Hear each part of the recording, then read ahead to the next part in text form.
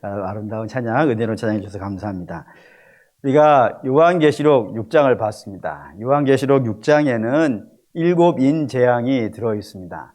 7인 재앙을 한마디로 여러분에게 말씀을 드린다면은 이 세상의 모든 역사는 자기 마음대로 굴러가지 않는다는 겁니다. 우리가 언뜻 볼 때는 이 세상의 역사는 방향도 없는 것 같고요. 계획도 없는 것 같고 자기 마음대로 막 가는 것 같아요. 그런데 실제로는 그렇게 되지 않는다는 겁니다. 우리의 눈에는 그렇게 보일지 모르겠지만 창조주 되신 하나님께서 이 모든 역사를 주도해 가시고 있고요. 계획해 가시고 있으며 결국엔 하나님 뜻대로 완성되어질 것이라고 하는 그런 내용을 담고 있는 것이 이제 이 인재앙이거든요. 그래서 이제 우리가 6인이 떼어지는 것까지를 확인을 했습니다. 6인을 뗐으면 이제 다음번은 뭐가 나와야 정상이겠어요? 7인이 나와야겠죠? 근데 그 7인은 7장에 안 나옵니다. 8장에 등장해요. 8장 1절 한번 읽을까요? 읽겠습니다. 7째 인을 떼실 때에 하늘이 반시쯤 고요하더니, 그러니까 8장에 나와요. 그러니까 6장까지 해서 6인이 다 떼어지고 7인 마지막 인이 8장에 등장한단 말입니다. 그리고 가운데에 생뚱맞게 다른 이야기가 하나가 쑥 들어와 있는 거예요. 그래서 이거를 좀 어려운 말이지만 또 우리 이렇게 어려운 말 이전 정도는 또 대우와 전주 영생교회 성도들은 알지 않겠습니까? 알아야 될 게 있으니까 어려운 말이지만 중간계시라고 합니다. 중간계시. 이게 무슨 뜻이냐면 뭐 어떻게 해야 될까? 이게 인지양에도 나오고 나팔지양에도 나오고 대접장에도 나와요. 계속해서. 그러니까 인지양 막 재앙들 막 나가다가 갑자기 탁 끊고 다른 이야기를 쑥 집어넣는단 말이에요. 이런 걸 중간계시라 그러는데 왜 이렇게 중간에다가 훅 집어넣냐면은 집중도 때문이라고 되어져 있어요. 이게 무슨 말이냐 이런 겁니다. 이거 우리 교회 성도들은 이렇게 뭐 드라마를 안 보셔가지고 설명하기 좀 어려운데 한번 그냥 들어보시죠. 드라마가 막 나가는 거예요. 막 나가면은 매 회차마다 아주 중요한 장면들이 있잖아요. 그 중요한 장면들을 탁 나오면 갑자기 팍 끊고 뭐 나옵니까? 물론 보시지를 않기 때문에 뭐가 나오는지 모르시죠? 광고가 나와요. 근데 광고가 탁 나오면 어떤 반응을 해요? A이잖아요. 어떤 심리학자가 조사를 했어요. 그 A 하는 순간이 가장 집중도가 높대요. 그러니까 그 A를 요구하는 거예요, 지금. 그래서 A 하는 순간에, 이걸 봐버렸단 말이야. 열받게. 이렇게 된다, 이거예요. 그래서 사실은 드라마에서 제일 중요한 거는 거기입니다. 광고. 우리는 드라마 내용이 중요하지만 드라마를 만드는 사람이나 거기에 돈 붙이는 사람은 드라마 내용이 중요한 게 아니에요. 광고. 그게 제일 중요하다 이겁니다. 그래서 제일 중요한 타이밍에다 집어넣어놓고 그거를 보게 하는 거예요. 그거와 마찬가지로 이 땅에 살아가는 사람들이 성경에서 가장 관심 있어 하는 부분이 어딜 것 같으세요? 이게 심판 때입니다. 심판은 언제 일어나는가? 심판 때 어떤 일이 벌어지는가? 굉장히 재밌어요. 한번 보시죠. 이거 마태복음 24장. 예수님의 제자들도 그랬어요. 마태복음 24장 1절에서 3절. 마태복음 24장 1절에서 3절 읽겠습니다. 예수께서 성전에 나가실 때 제자들이 성전 건물을 가리켜 보이려고 나오니 대답하여 이르시되 너희가 이 모든 것을 보지 못하느냐? 내가 진실로 너희에게 이르노니 돌 하나도 돌 위에 남지 않고 다 무너뜨리리라. 예수께서 감람산 위에 앉아 계셨을 때에 제자들이 조용히 와서 이르되 우리에게 이르소서 어느 때에 이런 일이 있겠사오며 또 주의 임하심과 세상 끝에 무슨 징조가 있사오리까. 예수님이 이 성전이 무너진다라고 얘기하신 거예요. 그러자 주의 제자들은 평소에 질문이 별로 없는 사람들이에요. 뭐 있긴 있는데 대부분이 별로 관심이 없고 지물이 없어요. 근데 뭐에 대해서는 관심을 갖냐면 언제 무너지는가 이런 거 관심이 있단 말이에요. 사도행전 1장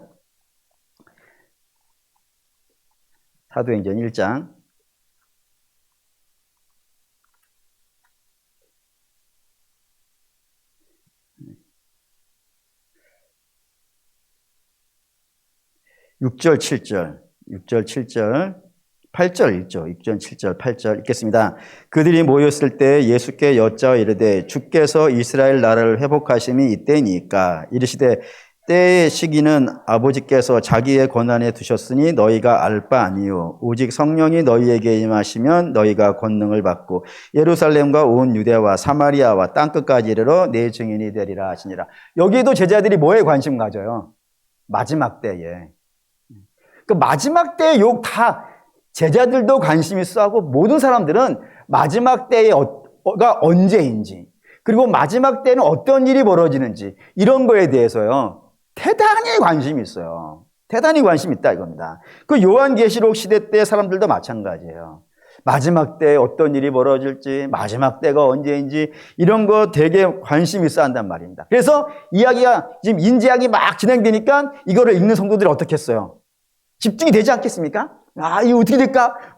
6대니까 떼뒀는데 이제 7째 떼니 막 이렇게 관심이 있어 아니겠어요. 그때 탁 끊어버리고 촥 집어넣는 거야 이거예요. 예? 집어넣는다고요. 집어넣어요. 왜? 사실은 이 마지막 때에 있어야 될 일은 중요하지 않아요. 왜? 우리는 알아요. 마지막 때에 어떤 일이 벌어질지 알아요. 어떤 일이 벌어져요? 다 알잖아요. 예수님 믿는 사람들은요. 천국에 갈 거예요. 그리고 예수님 안 믿는 사람은요. 지옥에 갈 거예요. 뭐 더 뭘 알아야 되는 거예요, 마지막 때에. 우리는 천국 갈 것이고, 안 믿는 사람은 지옥에 갈 것이고, 뭐 다 할 거 없어요. 근데 이거를 좀 이렇게 더 오래 기억에 남게 하기 위해서 쫙 드라마틱하게 영화 보듯이 쫙 펼쳐낸 게 이 서사이고, 정말로 중요한 거는 그 마지막 때를 대비하고 있는 성도들의 모습이에요. 어떤 모습으로 살아야 되는지, 어떤 신앙을 가져야 되는지. 그게 더 중요하단 말입니다. 그렇기 때문에 이렇게 쫙 관심도 끌어놓고 탁 끊어놓고 거기에 이제 중요한 얘기들을 중간에 착착착 집어넣으면서 여기에 관심 가지라라고 이야기한다 이겁니다. 4절 읽을게요. 4절 요한계시록 7장 4절 읽겠습니다. 내가 인침을 받은 자의 수를 들으니 이스라엘 자손의 각 지파 중에 인침을 받은 자들이 14만 4천이니 여기 이제 그 유명한 14만 4천이 등장했습니다. 7째 인 이야기를 하면서 모든 성도들의 관심을 쫙 집중시킨 다음에 그 집중시킨 성도들의 시선을 어디로 쫙 돌리고 있는 거예요. 14만 4천이라고 하는 성도의 무리로 이 관심을 돌리고 있다 이겁니다. 왜냐하면 이들이 누구이냐를 이야기하고 싶은 거예요. 왜 이들이 누구인지를 얘기하고 싶으냐면 비교하고 싶은 사람들이 있어서 그렇습니다. 누구를 비교하냐면 6장 볼게요. 6장 15절에서 17절 6장 15절 바로 앞에 읽어보겠습니다. 땅의 임금들과 왕족들과 장군들과 부자들과 강한 자들과 모든 종과 자유인과 굴과 산들의 바위 틈에 숨어 산들과 바위 위에 말하되 우리 위에 떨어져 보좌에 앉으신 이의 얼굴에서와 그 어린 양의 진노에서 우리를 가리라. 그들의 진노의 큰 날이 이르렀으니 누가 능히 서리요 하더라. 여기 이제 줄을 오늘 막 그어야 되는 데는 어디냐면은 누가 능히 서리요라는 겁니다. 누가 주 앞에 서겠냐 이거예요. 그때에 앞에 있는 사람들은 못 쓴다 이겁니다. 그 앞에 있는 사람들이 누구냐면 땅의 임금, 왕족, 장군, 부자, 강한 자 이런 사람들은 뭐라 그랬어요 지난주에? 힘 있는 사람들이라 했지 않습니까? 뭐 가진 사람들, 능력이 있고 뭔가 좀 대단한 걸 가졌고 남들보다 뛰어나고 뭔가 있는 사람들이라고요. 근데 이런 거 가지고 임금이라고 해서 부자라고 해서 힘이 강한 자라고 해서 지식이 많은 자라고 해서 주인이라고 해서 주님께서 이 땅에 임하시는 날 그 앞에 설 수 있다 없다. 그걸로는 못 선다 이거예요. 그걸로는 못 선다. 그럼 누가 서냐 이거예요. 누가 서냐 이거예요. 관심이 되잖아요. 누가 서느냐. 여기 이제 14만 4천이라는 사람들이 등장한다 이겁니다. 근데 이 14만 4천 명에는 몇 가지 중요한 특징들이 있어요. 몇 가지. 그 첫 번째는 뭐냐면 이들은 공통적인 특징. 14만 4천이라고 불려지는 이 사람들의 공통적인 특징은 인을 맞은 자라는 거예요. 그러니까 인을 내가 찍은 게 아니고 내가 갖다가 인을 찍어 놓은 게 아니고 인을 주가 와서 찍었다고요. 뭐 하려고요? 구별하려고. 누구랑? 그 앞에 있는 6장에 있는 자기 힘을 의지하는 사람들. 종들은 누구예요? 그 강한 자를 의지하는 사람들. 자유인은 누구예요? 지 마음대로 사는 사람들. 그것을 인생의 성공이라고. 내가 힘을 갖든지 아니면 힘 있는 자에게 속해 있든지 아니면 내 마음대로 살아가는 것. 이런 사람들하고 구별하기 위해서 인을 찍었다 이겁니다. 누가요? 주가 찍었다 이거예요. 비록 가진 건 없을지도 모르고 세상 사람들의 그 권세 밑에 들어가 있는 것도 아니고 자기 마음대로 자유롭게 사는 사람도 아니지만 주께서 구원하시기 위해서 자기 백성으로 찍어놓은 사람들이라 이겁니다. 그 말인즉슨 구원이라는 건 늘 우리는 우리 스스로 만들어내는 것이 아닌 거예요. 구원은 우리 주께로부터 받는 거예요. 주가 와서 찍으시는 거라 이거예요. 주가 찍으시면 그것이 어떠한 양이든지 간에 그건 전부 다요. 구별이 되는 거예요. 주인에 의해서 구별되었으니까. 창조주에 의해서 구별되어졌으니까 그것은 주의 것이 되어지고 그 주의 것이 되어진 자는 예외 없이 다 주 앞에 서더라 이거예요. 그럼 얼마나 영광스러워요. 두 번째 입맞은 사람들의 특징은 이들은 하나님이 보호하시는 자들이라 이겁니다. 7장 1절에서 3절 읽겠습니다. 이루에 내가 내 천사가 땅 내 모퉁이 위에 선 것을 보니 땅의 사방의 바람을 붙잡아 바람으로 하여금 땅에나 바다에나 각종 나무에 불지 못하게 하더라. 또 봄에 다른 천사가 살아계신 하나님의 인을 가지고 해 돋는 데로부터 올라와서 땅과 바다를 해롭게 할 권세를 받은 네 천사를 향하여 큰 소리로 외쳐 이르되 우리가 우리 하나님의 종들의 이마에 인치기까지 땅이나 바다나 나무들을 해하지 말라 하더라. 예. 이 땅을 혼동스럽게 만드는 그 사방 군대에서 바람을 일으키고 사방 군대에서 요동케 하고 어렵게 만드는 그런 자들이 있더라 이겁니다. 그런 자들에게 하나님으로부터 나온 천사가 뭐라 그랬냐면은 저들을 건드리지 말라 그러는 거예요. 언제까지? 인칠 때까지. 그러니까 주의 구원이 완성되어질 때까지. 우리 주님이 이렇게 표현했어요. 땅 끝까지 복음이 증거되어질 때까지. 주의 구원의 역사가 다 완성되어질 때까지 하나님께서 인쳐 놓으신 자들, 하나님께서 구별한 자들은 누구도 건드리지 못한다 이겁니다. 그러니 이런 얘기 들으면서 혹시 여러분들 중에는 그러면은 인이 맞으면은 딱 구별이 끝나면은 죽게 되어지니까 우린 좀 늦게 죽기 위해서 주님 인을 좀 늦게 쳐주십시오. 이런 것을 하시면 여러분 굉장히 곤란합니다. 우리는 사실 사랑하는 믿음의 성도 여러분, 작금으로 주 안에서 죽은 자는요 복이 있는 거예요. 사도 바울 맨날 그러지 않습니까? 나는 사는 것과 죽는 것 사이에 끼어있다. 그런데 내 바람은 어떻게 되는 거라고요? 죽는 것이다. 왜? 죽어서 주와 함께 있는 것이 내게는 큰 바람이지만 주가 내게 시킨 사역이 있기 때문에, 내게 명하신 사명이 있기 때문에 나는 여기에 남아서 일을 해야 된다. 그런 관심을 가지고 있다고요. 그거와 마찬가지로 저와 여러분도 이 땅에서 하나님이 명하신 일이 있으면 어떻게 되는 거예요? 사는 것이고, 주께서 오라 하시면요 가는 거예요. 근데 뭐가 더 낫겠어요? 여러분 너무 겁내지 마세요. 아니 우리가 가려는 데가 어디예요? 천국이. 천국이 여기보다 안 좋으면 왜 가려고 그러는 거예요? 여기도 훨씬 나아요. 믿어주세요 여러분. 제발 믿어주세요. 천국이 여기보다 100배는 나아요. 100배로 비교할 수도 없어. 뭐 어마어마하게 나요. 그러니 집에 있는 꿀보다 천국이 낫고 집에 있는 가스 염려하지 마시라 이거예요. 천국이 훨씬 나으니까. 그러니까 성도는 일찍 주께서 나를 구별하시사 빨리빨리 예수 믿고 주가 오라 하는 날 할렐루야 두 손 들고 가는 거예요. 근데 그게 내 마음대로 안 되는 것이지. 여러분이 가고 싶어도 못 가요. 주께서 맡겨놓으신 일이 있다면 그 일을 감당하는 겁니다. 어쨌든 주께서 모든 것을 완성하시기 때까지는 누구도 여러분들을요 건드리지 못해요. 영광스럽지 않습니까? 하나님 우리에게 맡겨놓은 일이 끝날 때, 우리의 눈앞에는 너무 힘들어가지고 나 이제 죽는 거 아니야? 나 이제 끝나는 거 아니야? 이런 생각이 들어가는 일이 오직 많아요. 그런데 그렇게 안 된다니까요. 여러분과 저는 주권이 이 세상에 있는 권세와 힘과 사단과 귀신에게 있지 않아요.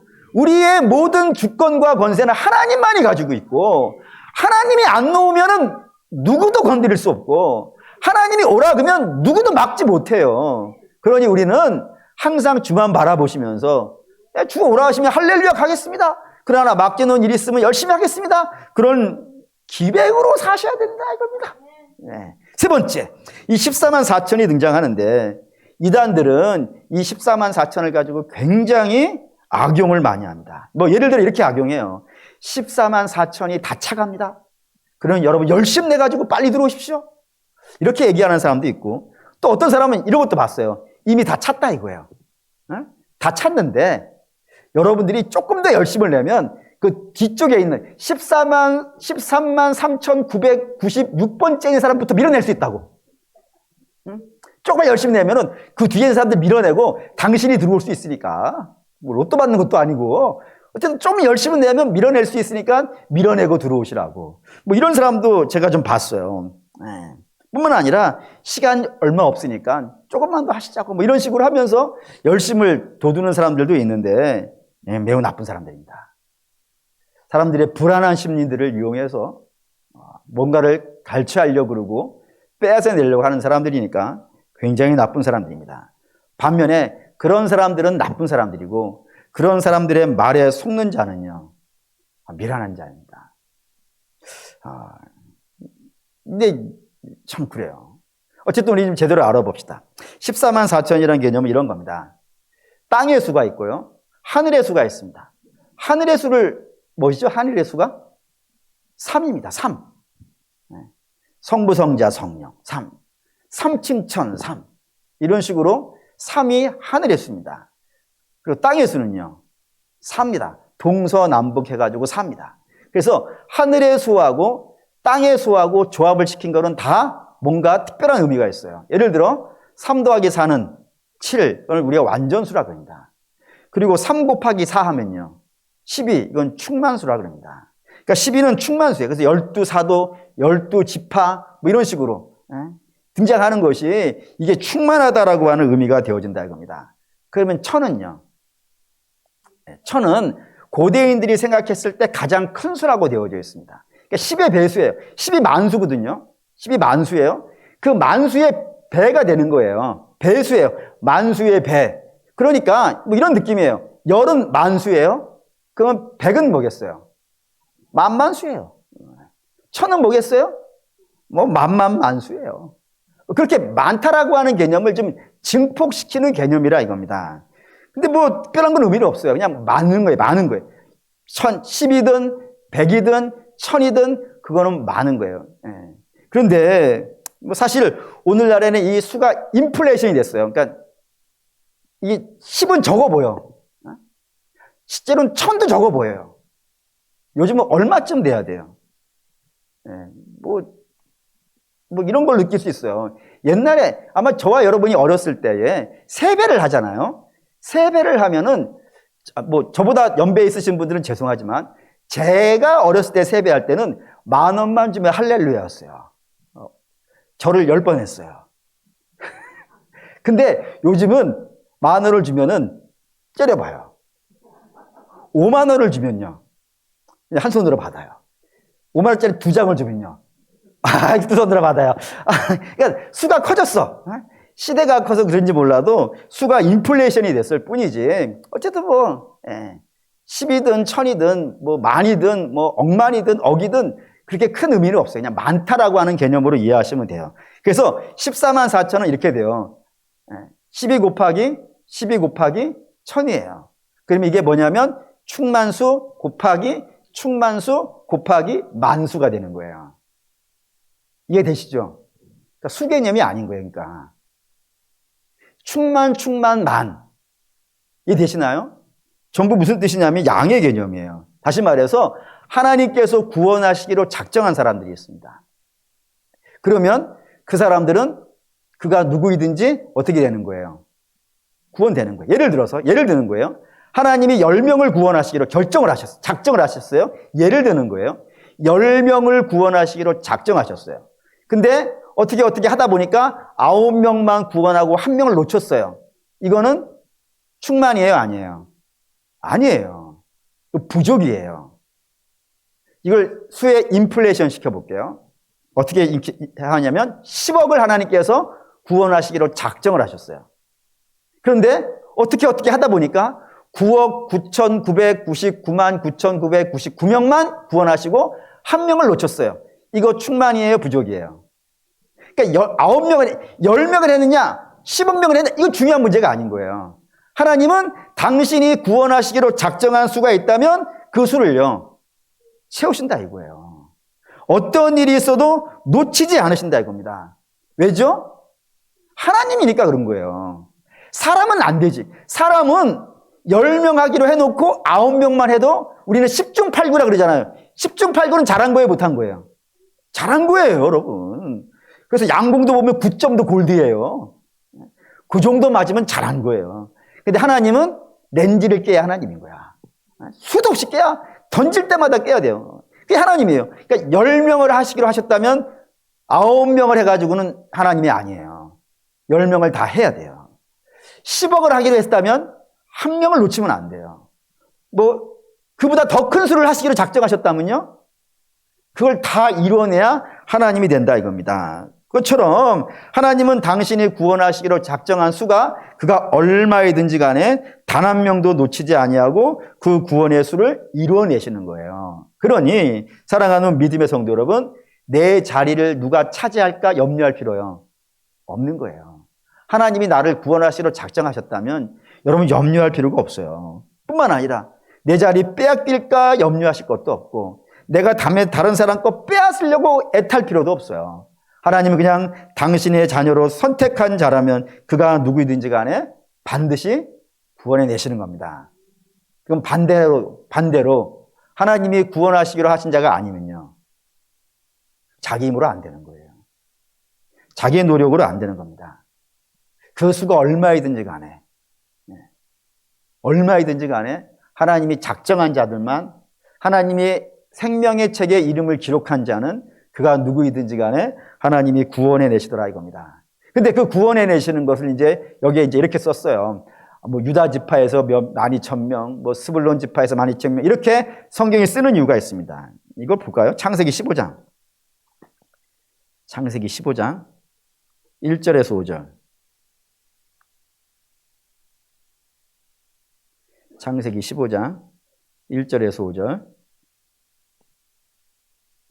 창세기 15장 1절에서 5절 읽겠습니다. 이후에 여호와의 말씀이 환상 중에 아브라함에게 임하여 이르시되 아브라함아 두려워하지 말라. 나는 내 방패요 너의 지극히 큰 상급이라. 아브라함이 이르되 주 여호와여 무엇을 내게 주시려 하나이까. 나는 자식이 없사오니 나의 상속자는 이 다메섹 사람 엘리에셀이니이다.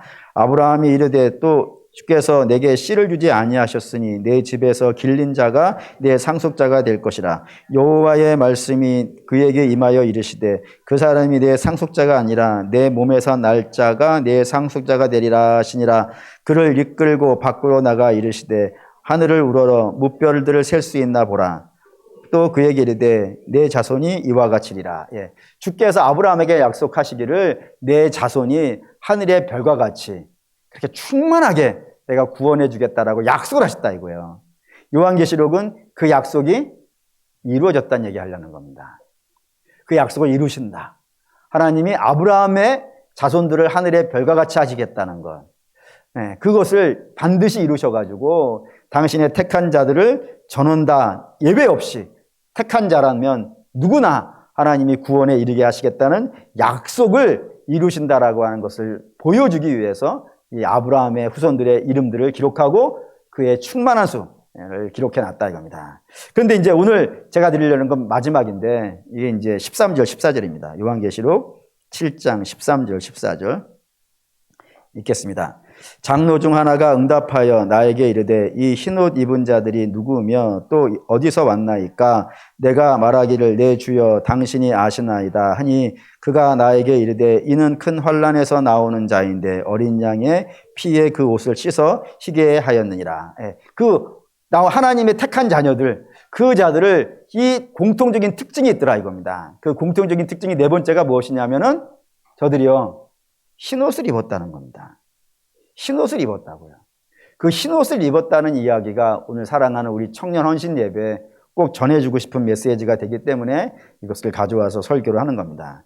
그 흰옷 입었다는 건 총 3가지의 의미를 가지고 있는데 그 첫 번째는 뭐냐면 구원은 어떻게 받는 거예요?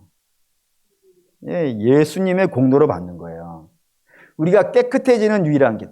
우리의 옷이 우리가 가지고 있는 것, 표백제를 쓰든 뭐를 쓰든 관계없이 우리의 삶에 묻어져 있는 죄악의 때들은 무슨 노력을 기울여도 절대로 휘어지지 않습니다. 오직 우리가 삶을 거룩하고 희게 만들 수 있는 것은요, 예수 그리스도의 보혈밖에 없더라 이겁니다. 그래서 주께서 이렇게 말씀하시죠. 내가 길이요 진리요 생명이니 나로 말미암지 않고는요 아버지께 갈 자가 없다라고 했어요. 예수 그리스도의 보혈로 씻는 것 외에는 우리가 아버지께 갈 길이 없어요. 그때 우리는 어떻게 씻겠어요? 우리의 죄를 알고, 오늘 아침에 여러분에게 설교했듯이 우리의 죄를 알고 회개하고 은혜를 입어 거듭나고 새로워지는 것, 예수 그리스도로 말미암아 이렇게 되는 것 외에는 다른 방식으로 다른 종교를 가고 뭐를 하고 이 세상 사람들이 뭘 가지면 잘 된다 그러고 그런 걸로는 절대로 우리가 거룩해지지 않아요.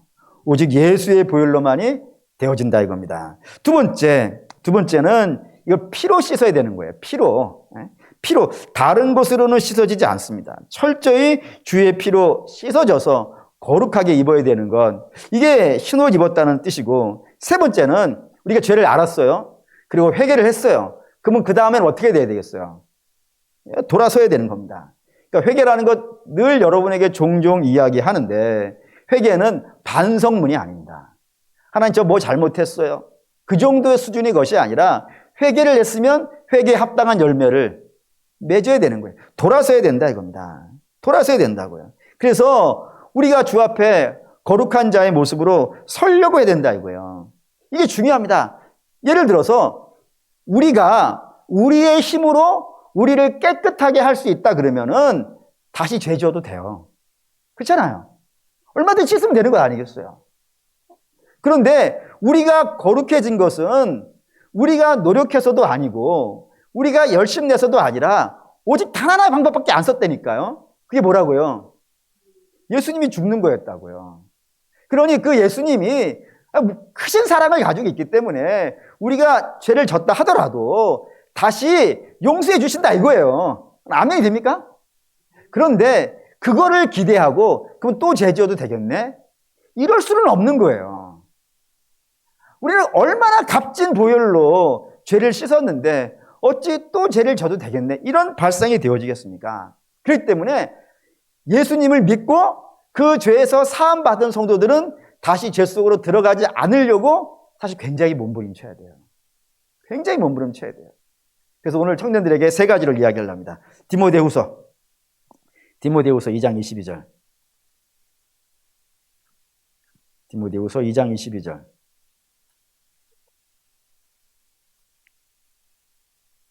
디모데후서 2장 22절 읽겠습니다. 또한 너는 청년의 정욕을 피하고 주를 깨끗한 마음으로 부르는 자들과 함께 의와 믿음과 사랑과 화평을 따르라고요. 정욕을 따라 살지 말라고. 청년들이야 기박이 넘쳐가지고 막 하고 싶은 것도 많고 그러겠죠. 그런데 그렇게 정욕을 따라서 하고 싶은 거 하면서 그런 삶 살지 말고 어떻게 하라고요? 같이 모이라 이거예요. 누구끼리 모이라고요? 하나님을 사랑하는 자들끼리. 그래서 우리 청년부가 저는 아주 기쁩니다. 이 시대에 예수님의 이름으로 같은 또래의 청년들이 모여서 같이 예배하고 같이 찬양하고 같이 기도하고 같이 교제하고 그래서 사랑과 선행을 서로 격려하고 서로 위해주고 아껴주고 또 좀 힘 있는 자들은 힘 없는 자들 좀 땡겨주고 좀 연약한 자들은 힘 있는 자들 좀 따라가지고 그렇게 연합해서 정욕 따라 살지 않고 믿음을 따라 산다는 것은요 대단히 아름다운 겁니다. 그렇게 하라고 했잖아요. 그러니까 우리 사랑하는 믿음의 청년 여러분들도 물론 이 시대의 다른 청년들이 막 인생을 즐긴다 하면서 노세 젊어 놀자 그러잖아요. 그러니 목사님 저도 젊사오매 저도 점싸움에 조금 더 놀다 오면 안 되겠습니까? 뭐 안 될 거야 없지만 그걸 성경 뭐라 그러냐면 세월을 낭비한다 그런다니까요. 이 세대가 악하니까 악한 세대의 세월을 낭비하지 말고 이 청년의 시절 때부터 정욕을 따르지 말고 믿는 자끼리 함께 모여서 서로 사랑과 믿음과 이런 것들을 열심히 해가는 그런 청년이 되기를 주의 이름으로 축원합니다. 두 번째, 전도서 12장 1절. 전도서 12장 1절.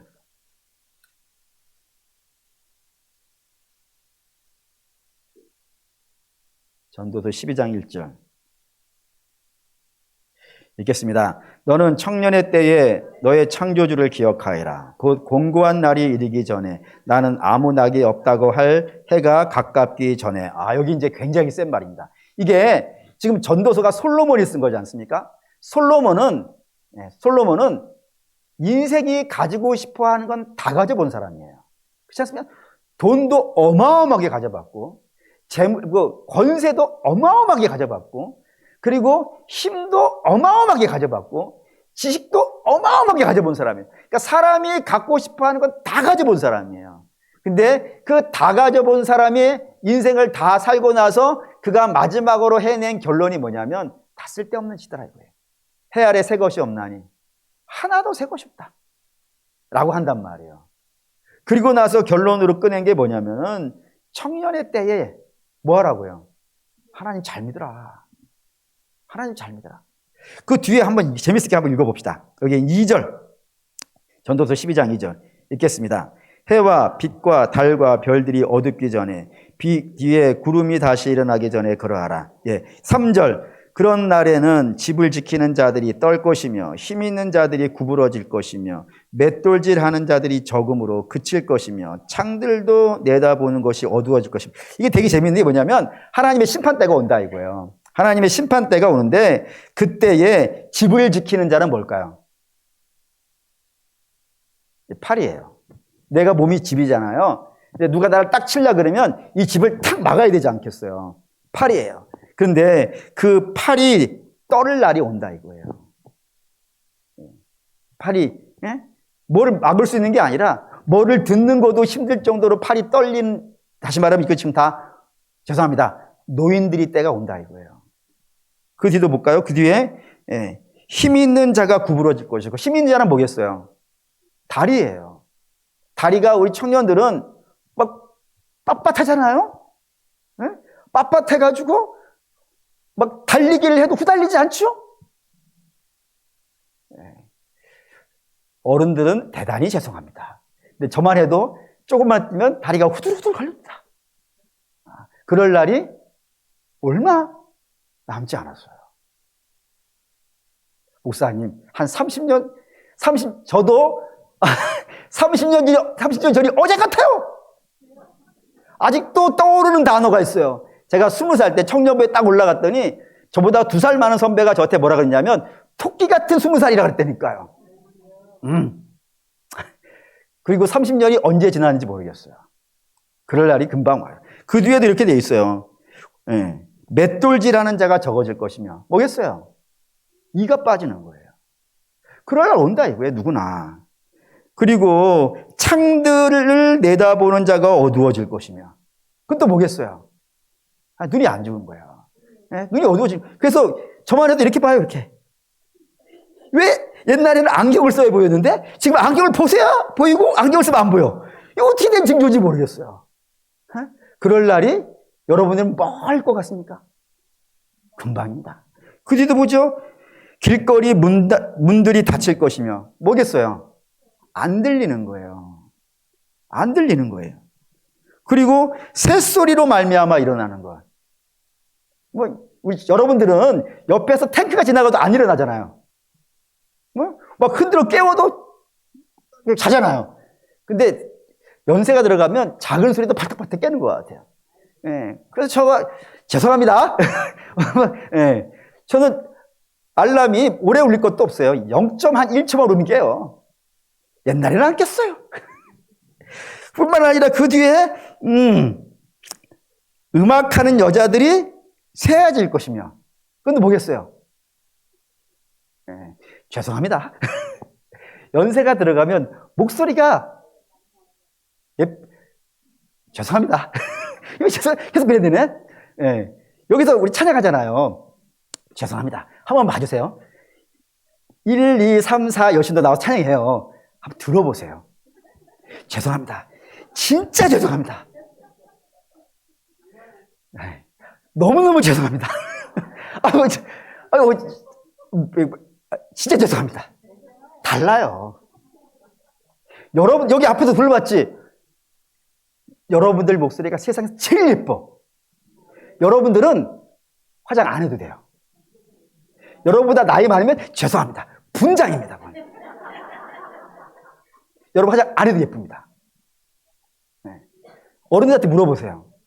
젊은 게 예쁜 거예요. 뭘 발라도 젊음이 안 돼. 네.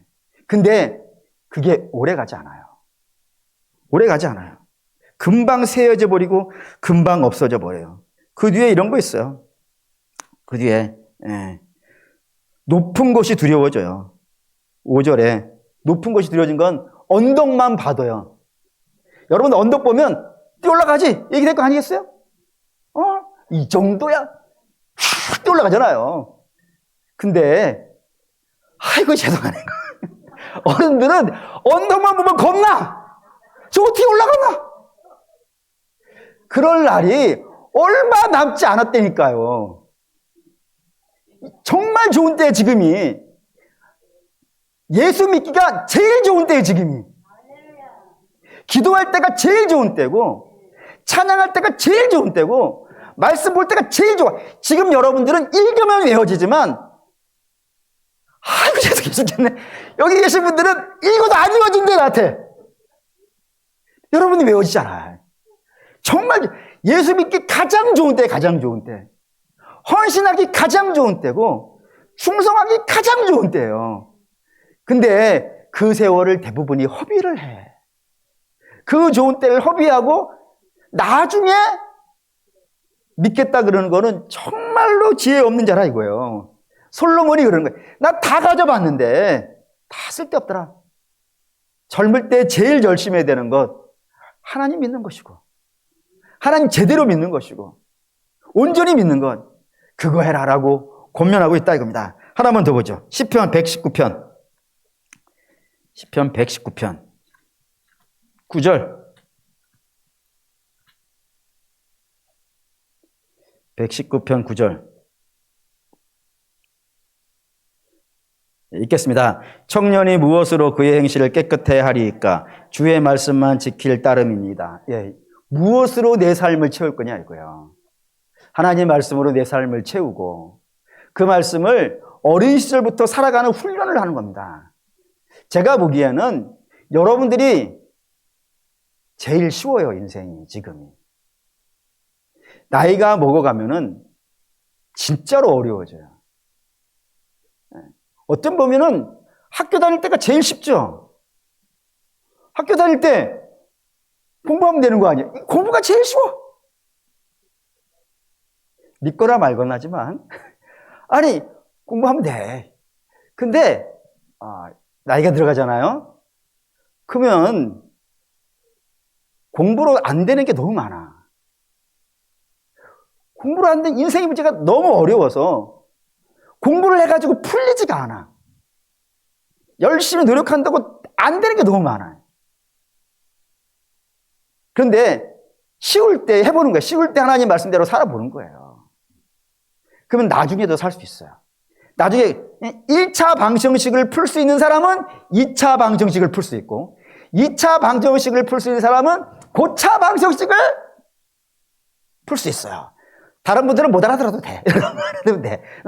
함수를 풀 수 있고 미적분을 할 수 있으며 내가 할 수 있는 것처럼 얘기하는 거 어떻게 이상하긴 한데 어쨌든 그렇다 이거예요.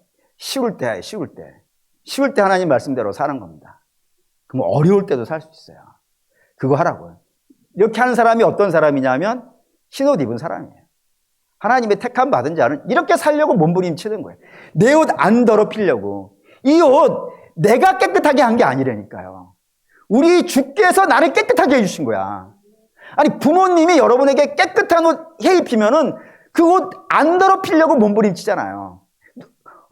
저만 해도 어렸을 때 새 신발 할머니가 사주면은 누가 꼭 밟잖아요. 밟으려고 할 때 안 밟히려고 뛰어다녔다니까요.